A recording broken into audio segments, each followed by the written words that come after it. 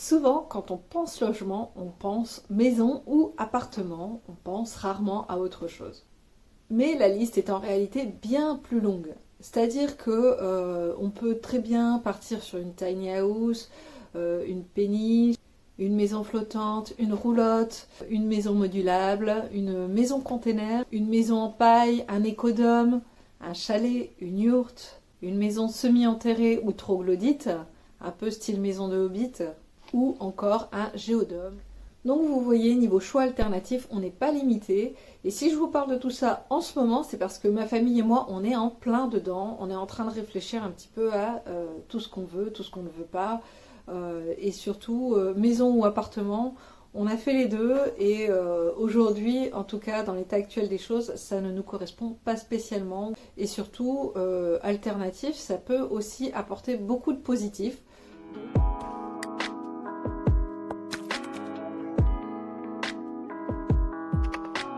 Pour remettre un petit peu dans le contexte, au départ, quand j'étais un peu plus jeune et que j'étais toute seule, moi, ce que je voulais, c'était une yourte en dur. Alors, il y en existe des très très sympas, donc avec des fenêtres, etc.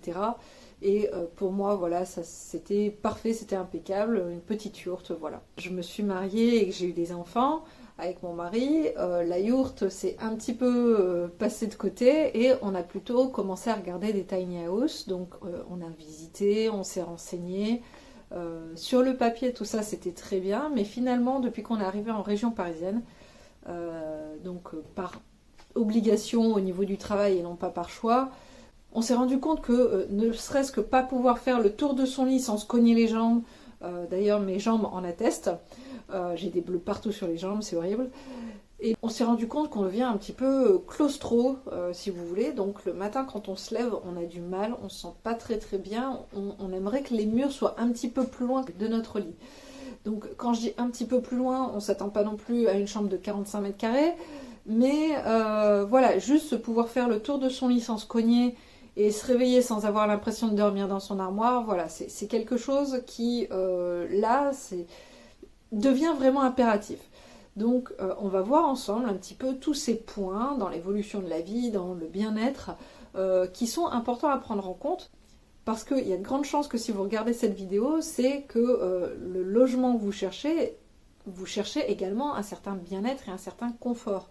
Donc pour moi, il est vraiment important d'établir un petit peu vos besoins avant de vous lancer dans un achat ou même dans une location, pour que entre le rêve et la réalité, il n'y ait pas une fracture qui soit rédhibitoire finalement. Alors pour commencer, le premier point que je vais aborder, ça va être est-ce qu'on prend en location ou est-ce qu'on achète? Alors il y en a qui vont me dire, bah, c'est simple, moi j'ai pas les moyens d'acheter. Restez dans cette vidéo, ça peut vous intéresser quand même parce qu'il faut savoir qu'il y a de plus en plus de communes et même des éco-hameaux qui mettent en location des logements alternatifs, pas forcément à des prix déraisonnables. Donc, effectivement, vous n'aurez peut-être pas quelque chose sur mesure, mais vous aurez quelque chose déjà qui peut se rapprocher de vos valeurs et de ce que vous attendez. Un autre point important à mon sens, ça va être le lieu où vous voulez habiter. Déjà, au niveau de vos habitudes, est-ce que vous préférez être à 2 minutes en trottinette de la petite supérette ouvert 24/24 ou est-ce que vous voulez être perdu dans la forêt de Bourbouille-Saint-Poulet? Déjà, pour moi, ça, c'est un point très très important. Ça va fortement également déterminer le lieu. Ça va être si vous voulez un logement en dur ou si vous voulez un logement mobile. La région où vous voulez vous installer, c'est celle où vous êtes actuellement ou vous voulez vous installer dans une autre région. Alors ça, attention, parce qu'il ne faut pas idéaliser un lieu dans lequel vous avez été une fois ou alors un lieu de vacances. Parce que pour avoir habité dans pas mal de régions, il y a des moments où on idéalise, on se dit oui, ce sera mieux parce que je serai plus proche de ça ou de ça, ou ça, oui, j'y ai été pendant 10 ans en vacances, etc. Non, alors là, je vous arrête tout de suite. Ce raisonnement-là, il est complètement faux, archi faux, archi faux. Toujours en rapport avec le lieu, prenez en compte également les obligations, je dirais.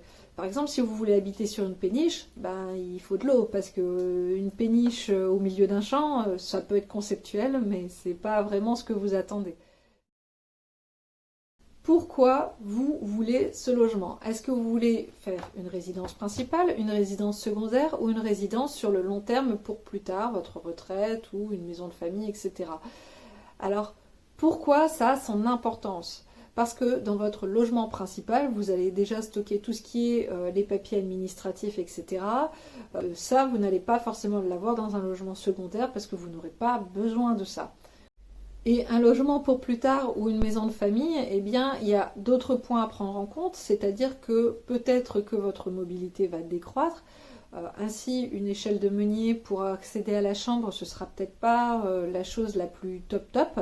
Pareil, si vous avez beaucoup d'amis qui viennent ou alors que vous vous retrouvez avec 12 enfants, il y a plus de chances dans un logement très restreint ou dans une roulotte que vous vous retrouviez à chanter Patrick Sébastien et les sardines. Jardin ou pas?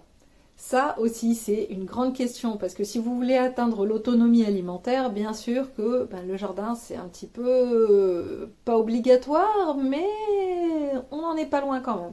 Mais c'est pas forcément le cas de tout le monde, c'est-à-dire qu'il y a des gens qui savent pertinemment qu'ils n'ont pas la main verte, c'est peut-être votre cas, et donc s'occuper d'un terrain, acheter le nécessaire pour l'entretenir, etc., c'est peut-être pas quelque chose qui vous intéresse fondamentalement, voire même c'est peut-être rédhibitoire. De plus, on ne va pas se mentir, le prix de 3 hectares de terrain ou de 100 mètres carrés, c'est pas la même chose. Donc ça également, ça a un impact sur la décision finale et sur le budget. On a beau dire ce qu'on veut, si on fait 2,10 m et qu'on peut pas monter les escaliers sans se cogner partout ou même fermer la porte des WC, c'est tout de suite moins fun. Imaginez-vous dans les WC avec les genoux qui sortent, tout le monde à table, juste à côté à 2 mètres, et puis coucou, j'ai bientôt fini, vous inquiétez pas. Et autre chose qui est en lien avec ce qu'on vient de parler juste avant, c'est que si vous avez un jardin et que vous voulez atteindre l'autonomie alimentaire, il va bien sûr falloir un espace pour stocker vos conserves que vous allez réaliser et avoir l'espace nécessaire pour réaliser vos concerts. Un point qui va être connexe, ça va être les chambres. Si vous avez des enfants, chaque enfant veut sa chambre ou a besoin de son intimité. C'est une anecdote, mais il n'y a pas longtemps, on a regardé pour une tiny et si vous voulez, en gros, les chambres se faisaient face. Je suis quelqu'un de très soir et absolument pas du matin. Et le soir, mes enfants, à 21 h, ils sont au lit, enfin bref. En général, ils aiment bien avoir leur petit cocon. Et là, les chambres étaient vraiment face à face.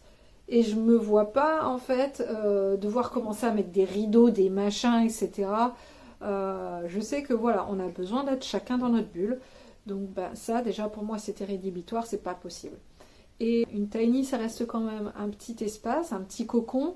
Et si on met des murs de partout, il n'y a plus de lumière qui passe. Donc finalement, on s'est rendu compte que ça, c'était pas fait pour nous. Qu'on était peut-être plus sur une maison chalet, un écodome ou même une maison troglodyte. Alors l'électricité, l'eau, le gaz, etc., ce sont autant de ressources pour lesquelles on peut trouver des alternatives, mais c'est quand même important d'être très terre à terre avec tout ça. C'est-à-dire qu'il y a des endroits où, des communes, où vous ne pouvez pas monter un panneau photovoltaïque sur votre toit parce que c'est interdit en raison des conditions d'urbanisation. Ça, c'est quelque chose que j'avais vu notamment autour du lac d'Annecy, qu'il y avait tout un tas de critères à remplir. Déjà, une maison cube, vous n'avez pas le droit, des panneaux solaires, vous n'avez pas le droit. Il y a des endroits où une éolienne, on n'accepte pas non plus parce que ça fait du bruit, etc. etc. Avant même d'acheter, renseignez-vous, vous avez le temps, toujours, prenez le temps de faire les choses correctement, parce qu'après, si vous avez un terrain et que finalement vous ne pouvez rien faire dessus, il n'y a aucun intérêt à l'avoir acheté. Vous risquez en plus de vous retrouver avec et de le traîner comme un boulet pendant des années et des années parce que vous n'arriverez pas à le revendre. Est-ce que vous êtes plutôt un ermite qui rêve d'une forêt où il n'y a personne à plusieurs centaines de kilomètres à la ronde, ou est-ce que vous êtes quelqu'un de très social? Pourquoi ça a son importance? Eh bien tout simplement parce que si vous êtes un ermite et que vous vivez en pleine forêt, vous allez vous éclater. Si vous habitez en éco-hameau et que régulièrement vous devez adresser la parole à vos voisins, ça risque par contre d'être peut-être un frein pour vous et vous risquez peut-être de vous sentir obligé ou mal à l'aise de devoir aller vers vos voisins ou de sentir qu'ils attendent quelque chose de vous. Et à l'inverse, si vous êtes très sociable et que vous êtes perdu en pleine forêt, eh bien, il y a peut-être des chances également qu'au bout de 3 semaines, on vous retrouve en train de taper la discussion avec des écureuils. Je ne sais pas quelle discussion ils ont, peut-être que c'est très très fun de parler des noisettes. Donc dans le deuxième cas, vous l'aurez compris, le éco-hameau c'est beaucoup plus sympa parce que vous allez retrouver des gens qui ont grosso modo les mêmes idées de vie, les mêmes valeurs, qui partent sur le même chemin et qui sont prêts justement à en discuter et à échanger sur le sujet. Si vous n'êtes pas du tout à l'aise avec les travaux, si vous vous dites je vais prendre une tiny vide à l'intérieur et je vais tout faire, je vais l'aménager, mettre les escaliers, etc. Gardez à l'idée que ça coûte cher, qu'il faut une certaine sécurité et qu'au quotidien, si vous avez massacré votre parquet, vos murs ou votre toit, eh bien ça risque d'être beaucoup moins agréable de vivre dedans. Donc parfois vaut mieux payer un petit peu plus cher sa tranquillité ou accepter l'aide d'une tierce personne et faire les choses ensemble, ou même tout simplement suivre des ateliers pour se familiariser avec le bricolage. Il faut vraiment garder à l'idée qu'au quotidien, il faut que ça vous plaise, que vous soyez bien dedans et que ce soit sécure. Et à côté de ça, si vous vous sentez capable de faire vous-même, si vous êtes motivé, si vous êtes à plusieurs, n'hésitez pas à le faire, c'est vachement sympa. Moi personnellement, ici on est très bricoleur et on fait beaucoup de choses nous-mêmes. Je pense que le jour où on achètera quelque chose, il y a vraiment beaucoup de choses qu'on va faire nous-mêmes. Mais n'oubliez pas d'établir des devis, d'être raisonnable avec tout simplement ce que vous comptez faire. C'est-à-dire que si vous avez 30 mètres carrés d'affichés au sol sur la construction, ça ne veut pas dire que vous prenez une botte de parquet de 30 mètres carrés et que vous avez juste ce qu'il faut. Il faudra penser qu'il y aura des découpes, etc., etc. Donc soyez rationnel. Regardez le budget que vous pouvez mettre, soyez une nouvelle fois loin de vos rêves et plus près du rationnel, tout simplement parce que ce serait quand même dommage de vous retrouver avec un terrain, une dalle, rien dessus et pendant des années de ne pas pouvoir avancer parce que tout simplement vous n'avez pas été réaliste avec vos prix. Il y a énormément de gens chaque année qui se retrouvent avec des terrains, avec des maisons à moitié construites ou des projets qui sont complètement inhabitables et ça traîne et ça traîne et ça traîne pendant des années. Ça pèse hyper lourd sur le moral. Et dernière anecdote là-dessus, si vous regardez le prix d'une tiny, alors tiny basique, hein, le premier prix de la tiny, vous pouvez en trouver à 18 000 €. Vraiment.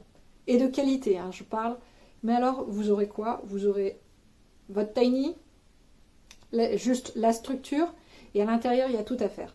Et au final, quand vous allez ajouter les murs, les escaliers si besoin, les chambres si besoin, donc les mezzanines, la cuisine, les toilettes, la douche, etc., les raccordements et compagnie, eh bien, vous êtes plus entre 50 000 et 70 000 €. Donc, vous voyez, de vos 18 000 € au départ aux 70 000 à l'arrivée, on n'est pas du tout sur le même budget. Et si vous avez demandé 18 000 € à la banque, le reste, c'est à sortir de votre poche. Et vous risquez de ramer longtemps avant de vraiment pouvoir vous installer dedans et y vivre. Le pire dans tout ça, c'est que en plus, la tiny, si vous l'aviez achetée complètement finie, prête à y habiter, et bien peut-être que tout simplement elle vous serait revenue à 45 000, 50 000 €. Donc voilà, sans compter que si vous n'êtes pas un pro du marteau ou de la perceuse, et bien peut-être que vous allez casser des choses, que vous allez devoir racheter, que vous allez devoir refaire, etc. Il n'y aura pas de garantie parce que c'est vous qui l'avez posé.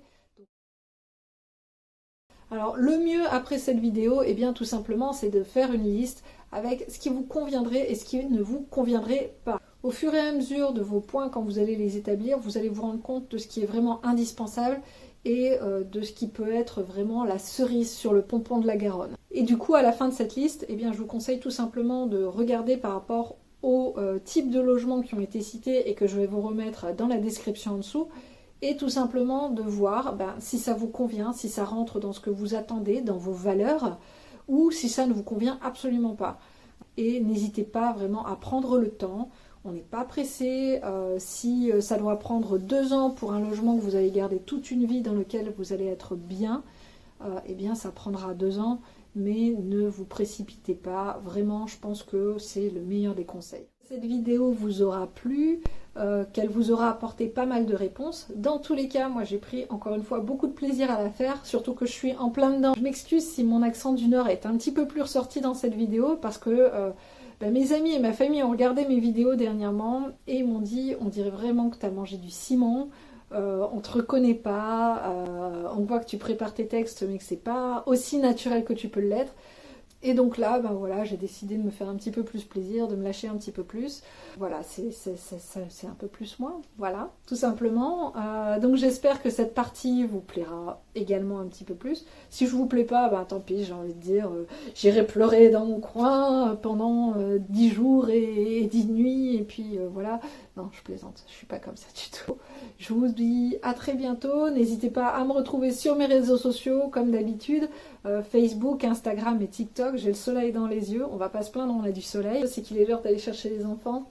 Donc je vous dis à très bientôt, je vous souhaite une excellente journée.